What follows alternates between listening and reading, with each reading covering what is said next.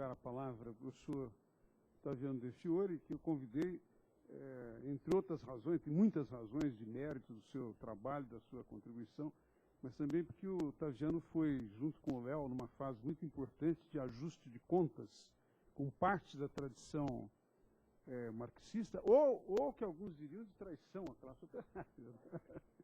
Mas num trabalho importante e também de parceria importante que o Ottaviano teve com o professor Leôncio. Então, em primeiro lugar, o Ottaviano.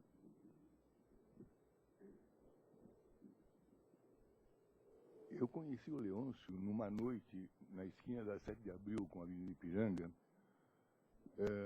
acho que 1956, eu acho. E a gente se conhecia meio vagamente, mas no fim tivemos uma conversa de ficção científica. Eu, naquela época, me correspondia com um soviético, um paleontologista que escrevia ficção científica, chamava-se Efremov. E eu contei para ele que parecia um pouco contra a literatura espírita, né? O futuro da humanidade seria absolutamente glorioso, já eu achava graça naquilo. E o Leôncio pega e me conta uma história que ele leu na revista Galaxy, que era uma revista importante de ficção científica, na qual, na Nova York do futuro, depois que restabeleceram a caça de cabeças como um esporte nacional, os caçadores de cabeças não caçavam cidadãos comuns, caçavam entre si. Exatamente. Aí esse caçador consegue convencer o número 1 dos caçadores de que ele tinha entrado em amok. Então o outro acha que é uma boa oportunidade para eles terem uma luta, eles se caçam mutuamente no Central Park e finalmente ele mata o número 1 e agora ele vira o número 1. Ele está desfilando pela Broadway em carro aberto, no aplauso da multidão, com a cabeça do outro mostrando, etc. E ele pensa que ele vai se suicidar, porque ele vai morrer na glória, ele vai morrer vitorioso. Lembra extremamente a Paixão do Guerreiro Selvagem do clássico, né? Literalmente é isso, né? A visão que ele tinha não era propriamente do marxista, tá certo? Nenhum marxista teria esse sentimento pouco ecumênico em relação ao futuro da humanidade. Quer dizer, vai ser sempre a mesma merda, vamos estar sempre caçando cabeça, esse horror vai continuar para sempre. A ficção científica essencialmente diz que o horror vai continuar para sempre. Vai mudar a tecnologia, mas o horror... Mas não é só a ficção científica. Havia alguma coisa ali que se opunha ao milenarismo marxista. Tanto ele, quanto eu e vários presentes nessa sala, provinham justamente do mito da utopia da Revolução Mundial. Aquilo que se chamou Quarta Internacional tem pouco a ver com as grandes organizações operárias que foram a Primeira e a Segunda Internacional. Era outra coisa, era uma dissidência da Terceira Internacional, uma briga interna dos bolchevistas que se viam como um grupo que preparava o golpe de Estado. A essência dos bolchevistas era que, ao contrário da política de massas dos social-democratas, que era conquistar o parlamento, ocupar posições na Itália, a política gramsciana, que depois se transformaria na Itália na política gramsciana, que é um pouco a política do PT hoje, que é chegar lá ocupando espaços na sociedade, ocupando espaços ideológicos, os jornais, a magistratura, a polícia, que é uma coisa importante, etc. Pelo contrário, os bolchevistas sabiam que tudo isso estava condenado. A nova sociedade só podia haver uma convulsão revolucionária que tinha que ser dirigida por um pequeno grupo que seria minoritário o tempo todo durante todo esse longo percurso, Vale da Morte do capitalismo. Haveria um momento que haveria uma crise final produzida pela economia e nós comandaríamos essa revolução. Tinha havido várias. Isso era 56. O Leôncio já estava correndo disso há algum tempo, eu suponho. Acho que ele estava saindo já.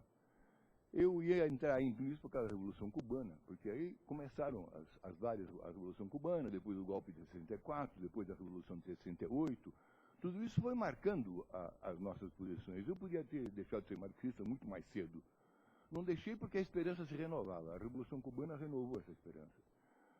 Sempre a esperança de uma pequena minoria iluminada, armada ou não. Na verdade, isso não importava muito. Eram questões de método. É só isso.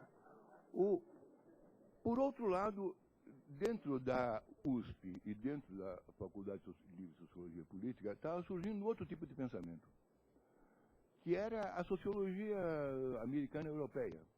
A sociologia tout court, aquilo que nós conhecemos como sociologia ou como ciência política, que pretendia fazer um outro tipo de coisa. Ele não pretendia a partir do estudo do capital, ele pretendia a partir de pesquisas empíricas a respeito de como a sociedade efetivamente se comporta.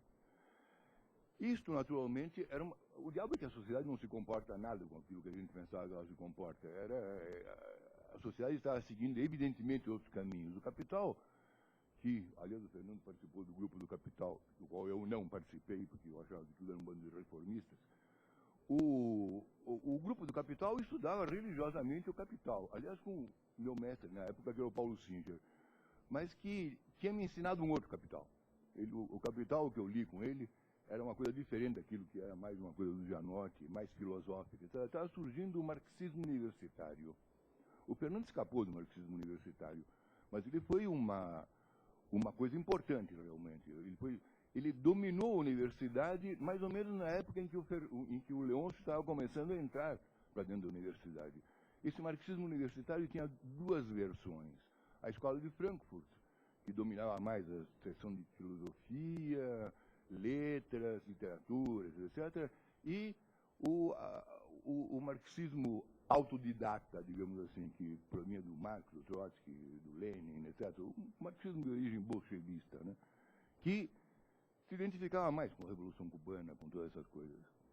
Esses dois marxismos acabaram se tornando mais ou menos as duas faces do marxismo dentro da universidade. As duas não deram em nada, porque as duas eram...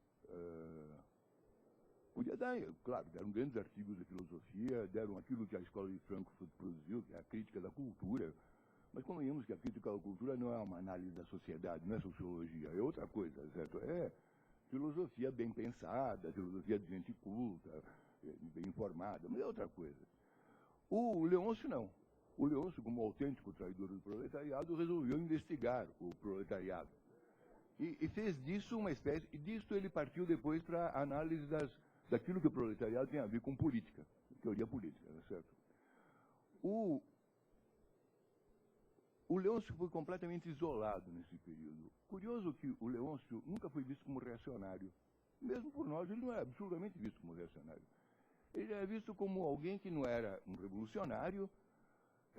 Durante a ocupação em 68, quando a Minhada ocupou a Maria Antônia, tinha escrito, havia na parede uma pichação do Mao Tse-tung. Alguém tinha escrito, que era um dito do Mao Tse-tung. Existem aqueles que vão à frente das massas e as comandam. Existem aqueles que se opõem às massas e serão esmagados. Existem aqueles que vão atrás resmungando. E um gaiato acrescentou embaixo, esse é o Leôncio. Por quê?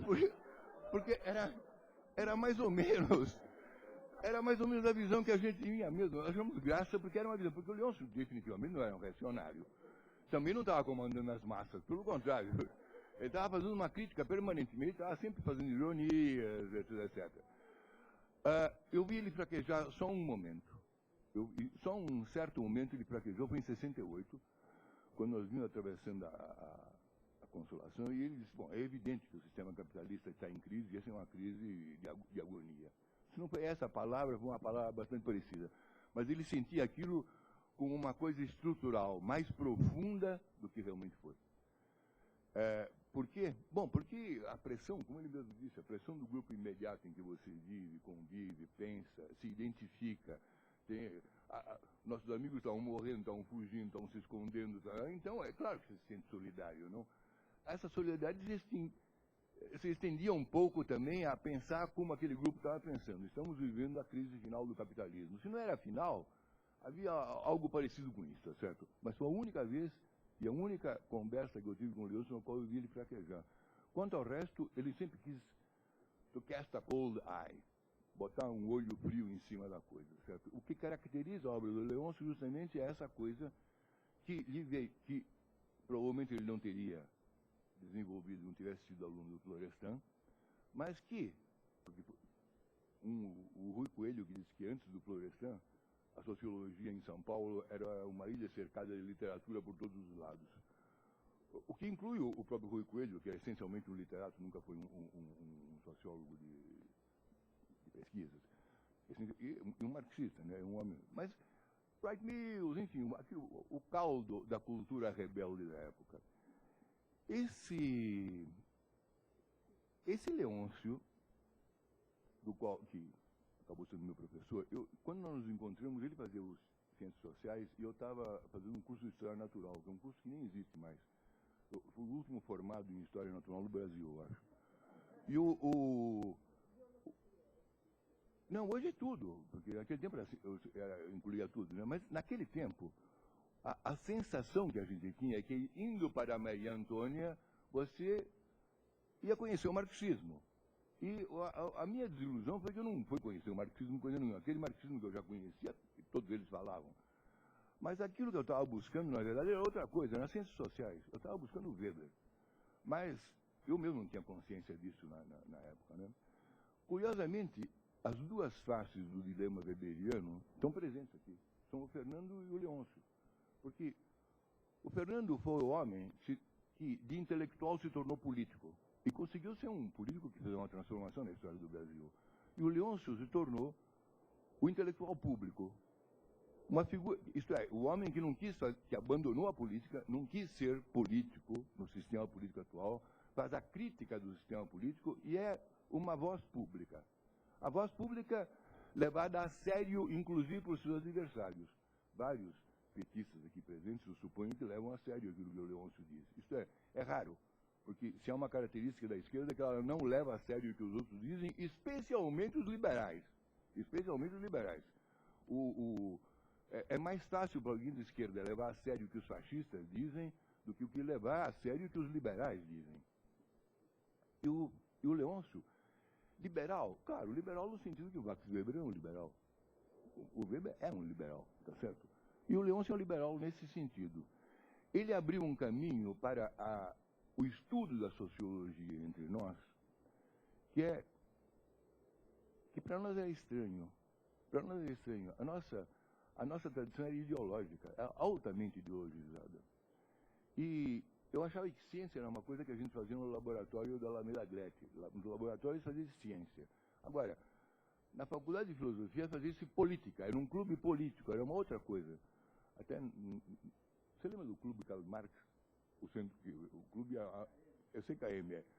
CKM era aquilo, quer dizer, eu ia para Maria Antônia buscar o marxismo, tá certo? E não é que esse traidor do proletariado ficava me enfiando coisa no ouvido que era completamente contrária àquilo que eu queria ouvir, tá certo? O diabo que ele dizia coisas terríveis, porque ele provinha do mesmo grupo político que eu vinha, que era o trotskismo degenerado no posadismo. Vocês não podem imaginar o que era o posadismo. Porque o Trotsky era um intelectual. Eu tinha lido Revolução contra a Revolução na Alemanha. Ele se formou com Hermínio Sacchetta. Hermínio Sacchetta era um jornalista sério, que tinha lido bastante, e conhecia muito bem o Lenin e o Trotsky, etc. Os posadistas eram outra coisa. Eles lembravam muito dos evangélicos. Os grupos... Tem algo a ver com os evangélicos. E o posadismo era profundamente analfabeto, era ignorante ao extremo. E, curiosamente, isso é um dos paradoxos, é uma coisa que devia ser estudada, como é que o posadismo atraiu tantos intelectuais sofisticados? Como é que um imbecil como o Posadas... Ele não é imbecil, ele não era nada imbecil. Mas como é que um grosso como Posadas foi capaz de captar tantos intelectuais por toda a América Latina? Ele era um jogador de futebol um jogador de futebol que também foi operário, mas digamos que ele é um operário muito atípico, né?